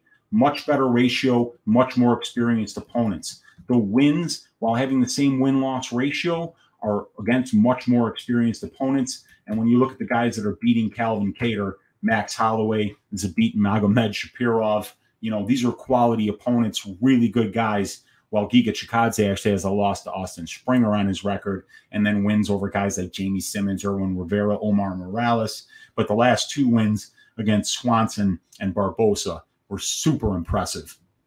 I'm picking Giga Chikadze to win this fight, and I'm picking him to win by decision because Calvin Kattar just doesn't get knocked out, you guys. But I really do believe that Kattar is live, and because Kattar only needs to touch you once in order to finish you, I really believe that laying minus 250 on Giga here is a little too much to ask.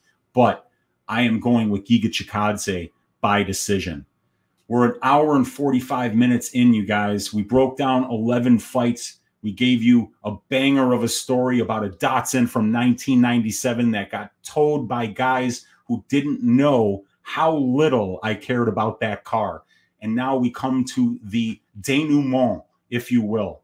Uncle Weezy's ass shaving of the week. And wouldn't you know it, the very first week of 2022 that I got to give you an ass shaving of the week is one of the hardest weeks it's probably going to be to pick which one of these fighters is going to win in lopsided fashion, especially on a night where we've got minus 180 favorite, minus 160, minus 130, minus 130, minus 145, coin flip, minus 150. Benitez is minus 200. Borshchev is minus 180. Those are some of the widest lines on the card. Demopoulos, minus 130. So I'm getting put into a situation where I got to pick an ass shaving amongst a bunch of coin flip fights. So what's it going to be, you guys? Who do you think I should go with here? It's not going to be the Maia Chookagian fight because I don't think either of those ladies can finish a glass of water. There's not going to be a finish in that fight. You know, I would pick Giga here, but I think Calvin Kattar is the second best fighter on this entire card. You know, so I don't want to disrespect Calvin Kattar, even though I do think Giga wins this fight. So I had to find a fighter, first of all, that I think I could disrespect, right? I had to find somebody I could disrespect. So that means I have to pick somebody that's in the Sherman Collier fight because they're the only guys that you could disrespect, right? And I don't want to disrespect either of those guys, too, because I think that they do things very well. But you guys, Uncle Weezy's ass shaving of the week for the first week of 2022 is going to be an underdog, you guys. It's going to be an underdog. The Vanilla Gorilla, Chase Sherman. What have I gotten myself into? Am I really picking Chase Sherman to carry Uncle Weezy's flag into week 1 for the ass shaving of the week? But yes, I am. It has come to that, you guys. I don't know how it came to that. I don't know how we got here.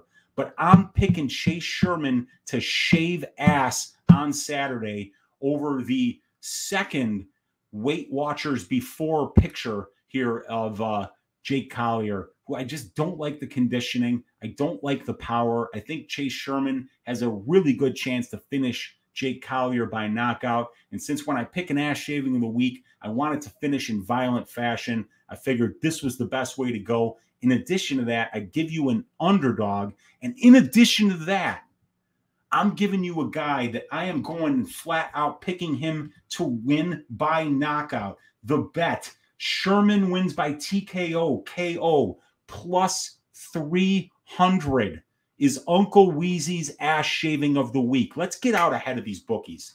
Let's turn one unit into 4 here and bet Chase Sherman to win by knockout over the fat Jake Collier. This is going to be an interesting week. There are a lot of bangers on this card. I picked the one fight that wasn't a banger to make my ass shaving of the week, but it's going to be Chase Sherman, you guys. We did it in under 2 hours. I love it when we can do that, you guys. Thank you for hanging out on a Tuesday night with me, your host, Uncle Weezy. Thank you for everybody that likes my videos, that is subscribed to the channel. We're so close here at the beginning of 2022 to 1,000 subscribers on my channel. I have all of you to thank for that. God bless each and every one of you guys. And let's stack cash tickets like flapjacks here on the first card of 2022, UFC Vegas 46. Let's make some money, you guys. Let's cash some bets. And I will see you back here on my channel tomorrow night at 10 p.m. for a balls deep breakdown on Brandon Royval versus Rogerio Bontorin. And you can also catch me on Pub Sports Radio tomorrow at 6 p.m. Central Time for the DFS show with me, DFS by the Numbers, Luke from Sparring with Reality Betting, and the newest member of the 4-man crew, my guy, the Monk Matician, Monk Maddox. I can't wait to do it with you guys. I will see you guys tomorrow, and be well until then.